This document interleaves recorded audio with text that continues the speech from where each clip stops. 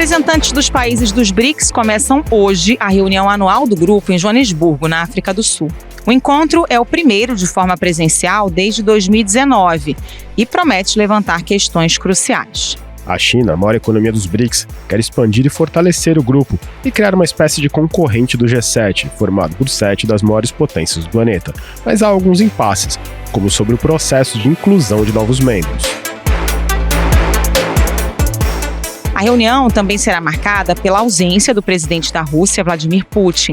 Desde março, ele é alvo de uma ordem de prisão do Tribunal Penal Internacional e poderia ser detido caso viajasse à África do Sul. A África do Sul é signatária, como tantos outros países, o Brasil inclusive, dos tratados que levaram à criação da Corte Penal Internacional, e isso impede que alguém que tem o mandato dessa corte emitido internacionalmente circule livremente. O Ao Ponto de hoje discute a reunião dos BRICS e como os membros de um grupo tão diverso poderão encontrar consenso sobre temas estratégicos, como a economia global e a guerra na Ucrânia. Quem conversa com a gente é o Maurício Santoro, cientista político e colaborador do Centro de Estudos Políticos e Estratégicos da Marinha. Além dos BRICS, ele também discute os planos do Brasil para retomar os laços com a África. Eu sou Carolina Moran. Eu sou o Felipe Barini. O Ao Ponto de 22 de agosto de 2023 começa agora. Vem com a gente.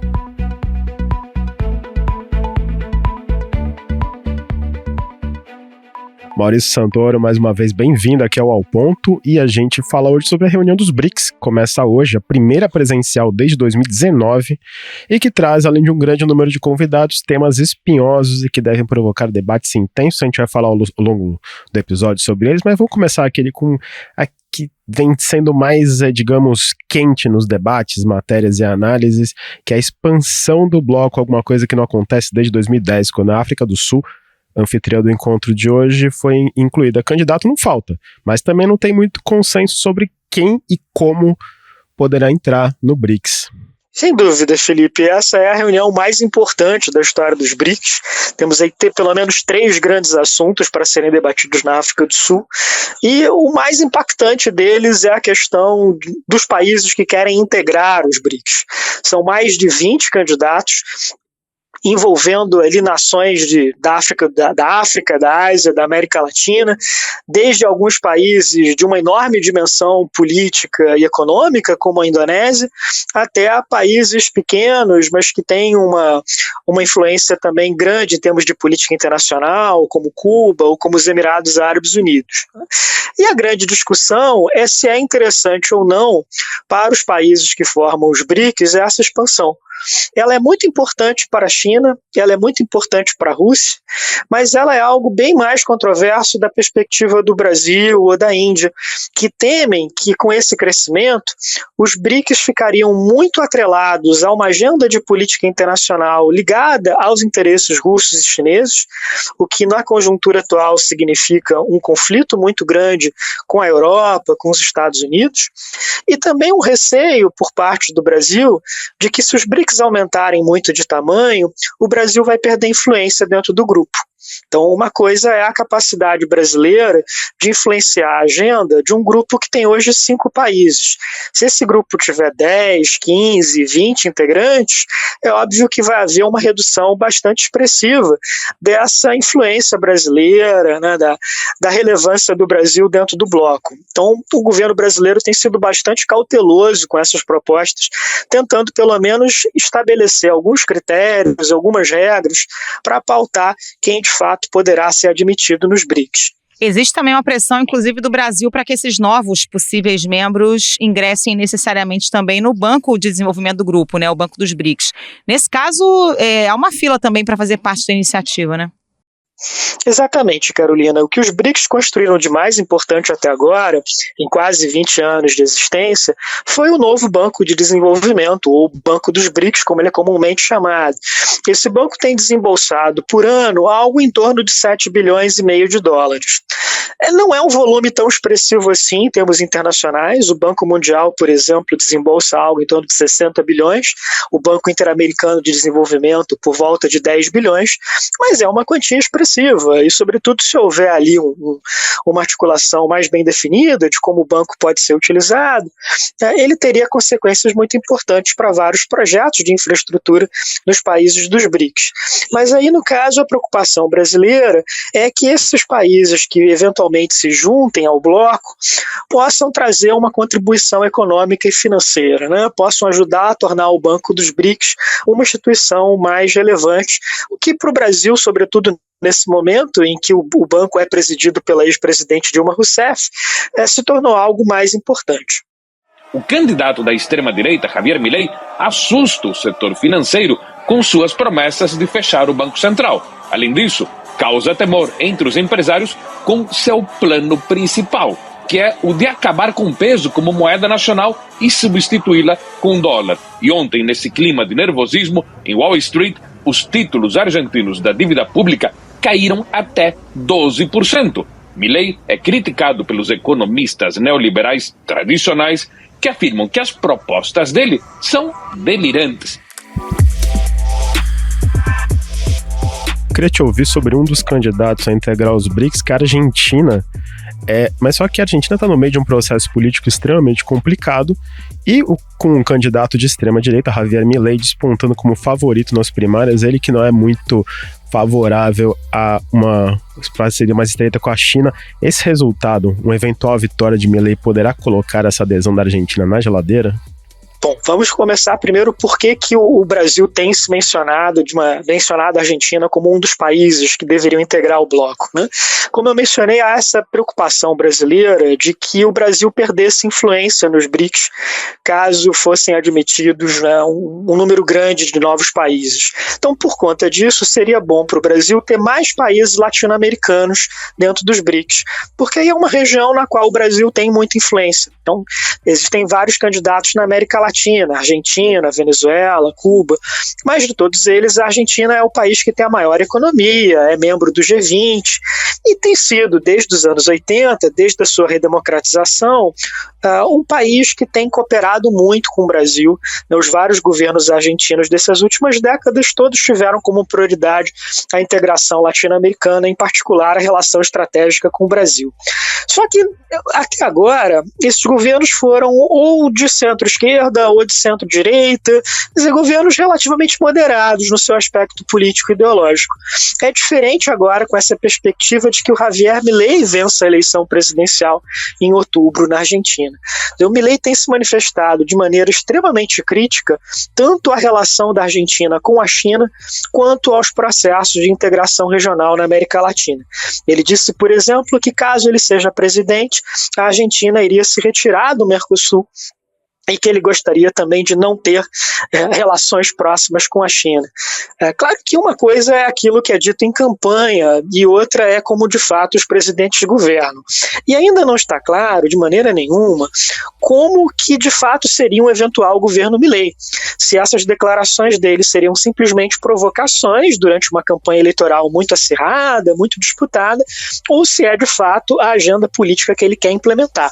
Mas esse nível de dúvida, de incerteza, torna qualquer planejamento com a Argentina muito mais complicado, pelo menos até que o Brasil saiba quem de fato vai ganhar as eleições por lá. Ô Maurício, queria voltar em um tema, você citou no começo da conversa que o Brasil, com essa possível expansão do BRICS, poderia perder influência dentro do grupo, né? Nessa linha, num artigo publicado no Estado de São Paulo, o ex-embaixador Rubens Barbosa disse que a expansão do bloco prejudicaria o Brasil, mencionou que o Brasil é o único país dos BRICS com padrão de votação diferente na questão da Ucrânia, por exemplo, né? Todo mundo vota alinhado à China e à Rússia.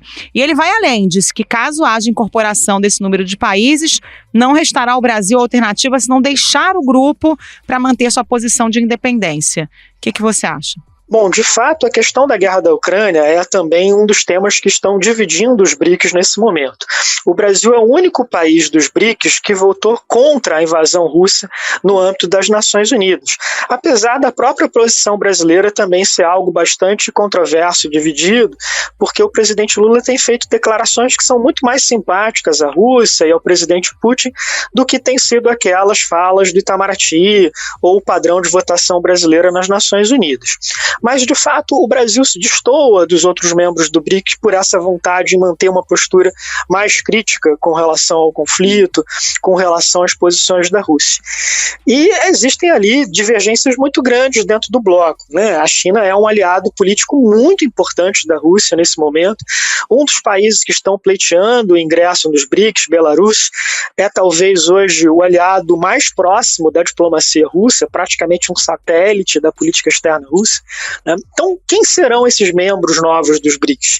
Será que isso tornaria o bloco muito mais simpático à causa russa? Será que isso levaria a uma mudança de posição com relação à Ucrânia, né, talvez apoiando até as reivindicações territoriais russas? Se isso de fato acontecer, seria uma posição muito complicada para o Brasil, o que colocaria a diplomacia brasileira numa situação bastante constrangedora. Até agora, o que os BRICS têm feito com relação à guerra é assumir posições muito genéricas e falar pouco do assunto. Nos últimos comunicados, isso se restringiu a algumas poucas linhas, basicamente, né, dizendo como seria importante ter uma resolução para aquele problema, mas evitando tomar posição. Agora, é claro que esse é um dos grandes fantasmas que paira sobre a reunião de cúpula, que inclusive leva à ausência do presidente russo. O Vladimir Putin não irá participar presencialmente do encontro na África do Sul, porque existe uma ordem de prisão contra ele pelo Tribunal Penal Internacional por crimes de guerra cometidos na Ucrânia.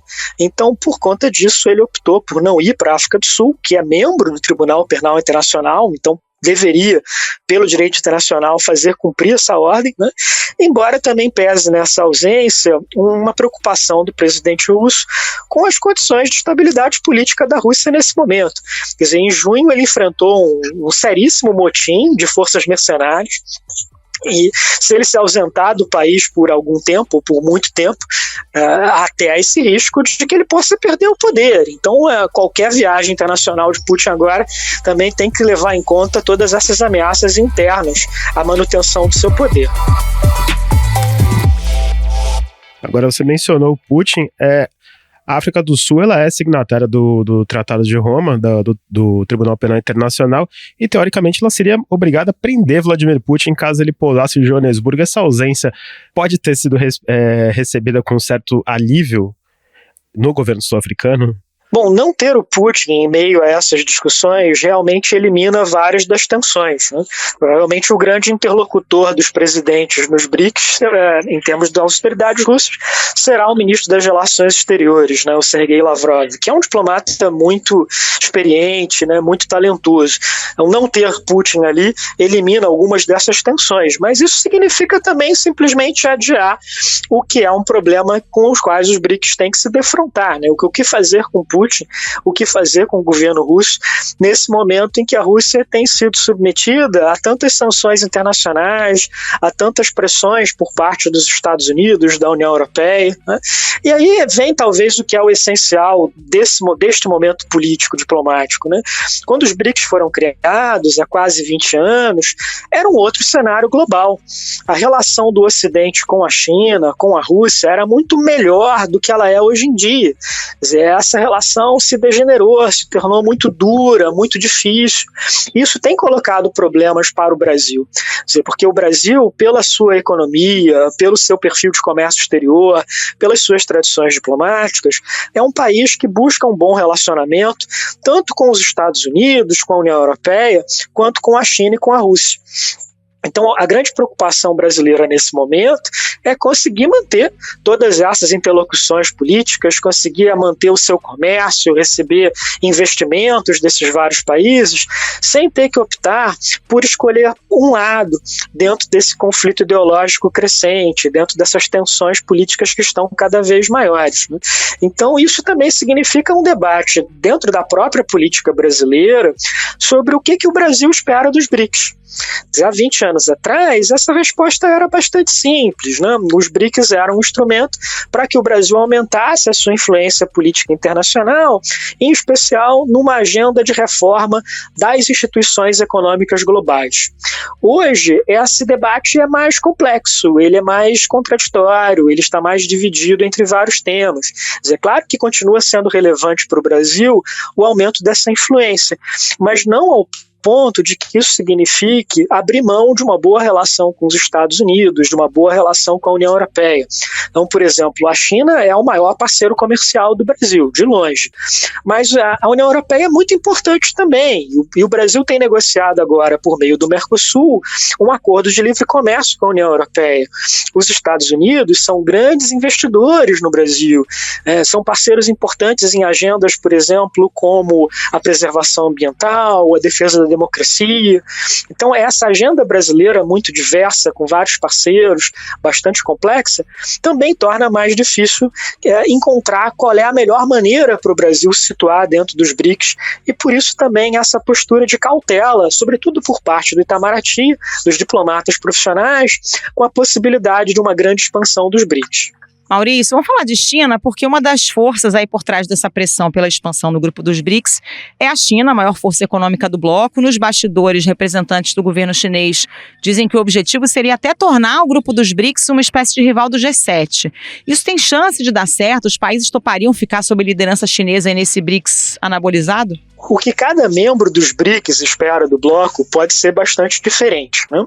Para a China, nesse momento, essa expansão significaria levar para dentro dos BRICS uma grande quantidade de países, sobretudo africanos e asiáticos, que são muito próximos da China e dependem muito dos chineses do ponto de vista econômico.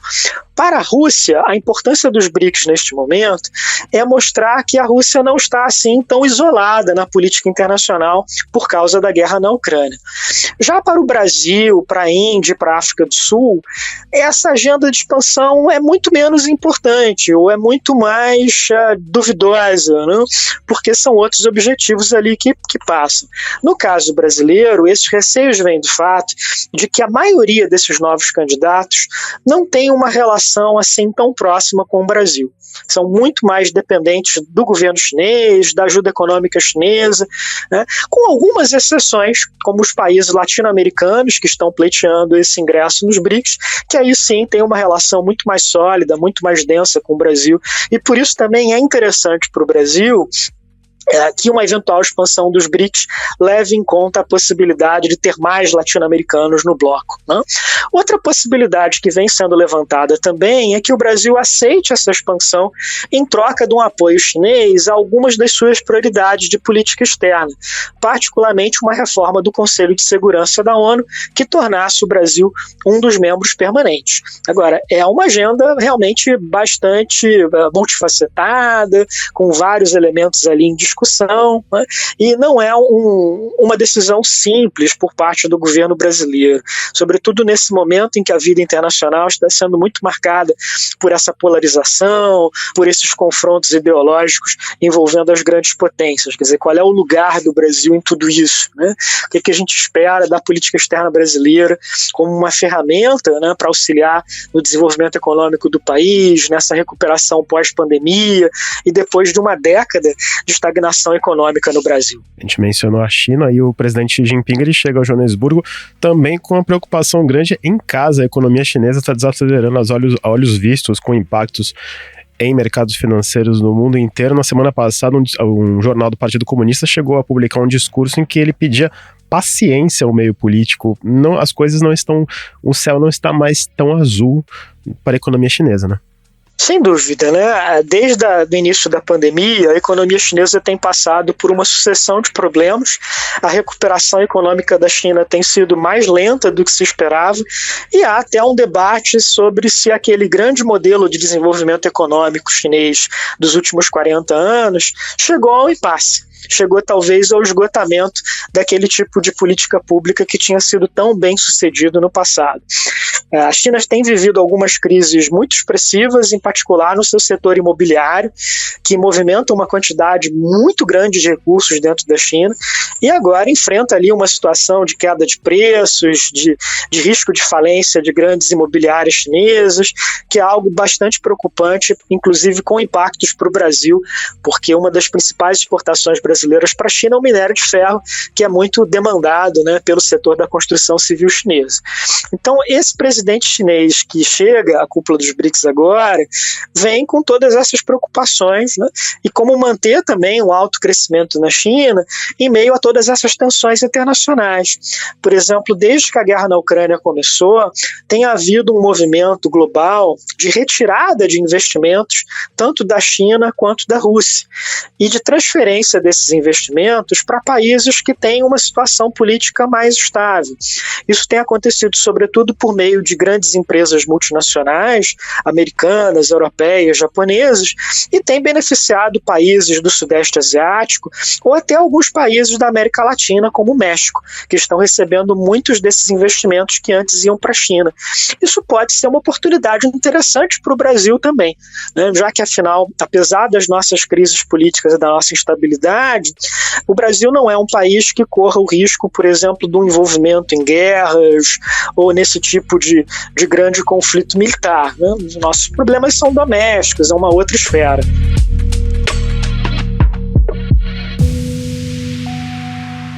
Maurício, com tantos interesses distintos, aí o que a gente pode esperar da declaração final desse encontro? Por exemplo, em relação à Ucrânia. Na declaração final, depois da reunião no ano passado, o tema mereceu apenas um parágrafo. A gente pode ver uma repetição desse cenário? Bom, no que diz respeito à Ucrânia, a minha expectativa é de que a cúpula dos BRICS vai resultar apenas em algumas observações muito genéricas, muito pontuais sobre a Ucrânia. Se houver alguma coisa mais profunda do que isso, eu ficarei surpreso.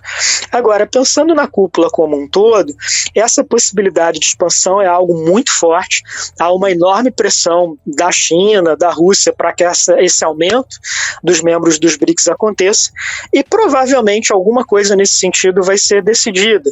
Acho que vai haver ali a busca de algum tipo de concessão por parte do governo brasileiro, do governo indiano, de dizer, ok, a gente aceita novos membros com algumas condições, né? E algumas dessas novas propostas de ingresso são muito interessantes para os BRICS. Tem um país como a Indonésia, por exemplo, que é uma das maiores economias do mundo, uma das maiores populações, um dos maiores territórios, seria algo de fato muito relevante para os BRICS. A possibilidade de ter novos membros africanos, como a Nigéria, que é um gigante econômico, um país de um grande dinamismo social, cultural, também poderia ser algo de grande impacto para os BRICS, né? E pensando no cenário do Oriente Médio, a Arábia Saudita tem se destacado muito também como um fortíssimo candidato para ingresso dos BRICS. Então, acho que há uma possibilidade bastante real de que os BRICS saiam dessa reunião com um roteiro para sua ampliação. E até discutindo se vão manter esse nome, né? Se não seria talvez o momento de pensar uma nova identidade para o grupo, alguma coisa mais voltada para essa ideia de que é uma instituição que vai representar grandes lideranças entre os países em desenvolvimento, grandes países do sul global. Desde a tomada do poder em 26 de julho, a junta golpista rejeitou propostas diplomáticas e ignorou o prazo de 6 de agosto da Comunidade Econômica dos Estados da África Ocidental para restituir o poder ao presidente deposto, Mohamed Bazoum. A reunião, que acontece a portas fechadas no país vizinho, começou horas depois de os líderes do golpe do Níger nomearem um novo governo. Mahamane Rufai Lawali, citado como secretário-geral do governo, nomeou 21 ministros na televisão estatal durante a noite, sem especificar quaisquer outros planos. A gente não pode deixar de mencionar que essa reunião ela acontece em Joanesburgo, na África do Sul, e no continente um dos grandes temas de debate é o golpe militar no Níger no mês passado. Há muita discussão sobre o que se fazer, se é hora de uma intervenção armada, se é uma hora de negociação. Além da África do Sul, que busca ser um líder regional, também tem outros países de olho no que acontece no país, na nação, no Níger, especialmente a Rússia. Sem dúvida, e muitas dessas tensões políticas que estão acontecendo na África passam também por esse conflito crescente entre, de um lado, a Rússia e a China, e de outro, os Estados Unidos e a União Europeia. O caso dessa sequência de golpes militares na região do Sahel nos últimos anos, em Burkina Faso, no Mali, no Níger, ilustram isso muito bem, né? Quer dizer, não é que esses golpes tenham sido provocados pela Rússia, planejados pelo governo Putin, mas o governo russo acabou se beneficiando deles e acabou se tornando um parceiro político importante dos governos militares que ascenderam com esses golpes. O Grupo Wagner, né, essa organização mercenária que tem sido tão relevante na política mundial dos últimos meses, é muito ativo na África, né, tem participado ali de várias operações. Quer dizer, há essa tensão agora entre as organizações regionais na África, particularmente na África Ocidental, pleiteando uma intervenção militar no Níger. Então, quer dizer, será que os BRICS vão tomar uma posição sobre isso? Quer dizer, isso traz também dificuldades tão grandes quanto aquelas de encontrar um consenso sobre a guerra na Ucrânia. Então, também vai ser um grande desafio para o governo brasileiro, né? Sobretudo porque a região do Sahel não é tradicionalmente uma região na qual o Brasil tem um envolvimento muito grande, em contraste com outras áreas da África, onde o Brasil é bastante ativo, bastante presente. Falando dessas relações do Brasil com a África, Maurício, a viagem do presidente Lula a esse encontro foi esticada, né, para incluir paradas em Angola e São Tomé e Príncipe. O Lula sempre foi um defensor da expansão dos laços com o continente africano nos 2 primeiros mandatos. A gente deve ver uma repetição desse quadro? O Brasil tem parceiros importantes na África, por exemplo, do norte do continente, com os quais o Brasil tem um comércio bastante relevante, o Egito, o Marrocos, a Argélia, e alguns países da África subsaariana, que são também muito importantes, seja pela questão econômica, como é o caso da África do Sul, da Nigéria, quanto por uma questão política e cultural, como Angola, Moçambique, outras ex-colônias portuguesas na região. Então há um desejo muito grande do governo Lula em retomar essa agenda, que vai passar pelo comércio, pelos investimentos, mas também pela área de cooperação internacional, pela atuação de empresas ou instituições brasileiras, como a Embrapa, como a Fiocruz, que tem uma longa história de projetos bem-sucedidos na África, que foi interrompido com essas dificuldades econômicas e políticas dos últimos anos, mas agora há um cenário mais propício para lidar com todas elas. Também, nesse ponto, é uma viagem importante para se observar e acompanhar ali as atividades do presidente Lula. Maurício Santoro, obrigada pela participação, bom trabalho para você, até a próxima. Muito obrigado, Maurício, volte sempre aqui ao Ponto. Eu que agradeço, muito obrigado.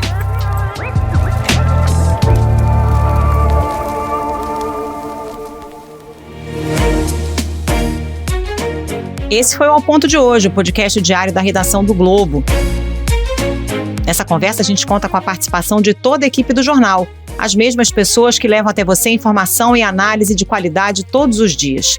Quer saber mais? Assine o Globo. Acesse assineoglobo.com.br e confira todas as notícias e reportagens especiais. A produção foi de Pedro Guimarães e a edição de João Guilherme Lacerda. Até mais. Até mais.